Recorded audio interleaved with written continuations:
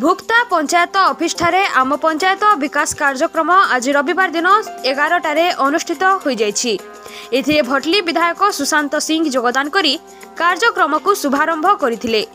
अंबाभना BDO Shankar बाग, block अध्यक्ष कीर्तिचंद्र द्वान, भुक्ता सरपंच बलराम बिसर, जिला परिषद सभ्या नीलकुमारी नायक, जिला परिषद सभ्या कल्पना प्रधान, कार्यनिर्वाही अधिकारी विनायक साहू, रघुनाथ पटेल, उत्तम सरपंच हिराधर साहू, लखनपुर सरपंच सत्यभूषण साहू, द्वारी सरपंच ज्ञानरंजन भोई, कुंभ सरपंच प्रेमसागर देहेरी, डुंगरी सरपंच गीतांजलि दोरा, बांजीपल्ली सरपंच अरुंधती माझी समेत स्वयंसहायक गोष्ठीर सभ्या, अंबाभना ब्लॉगर विभिन्न विभागर कर्मचारी उपस्थित थिले।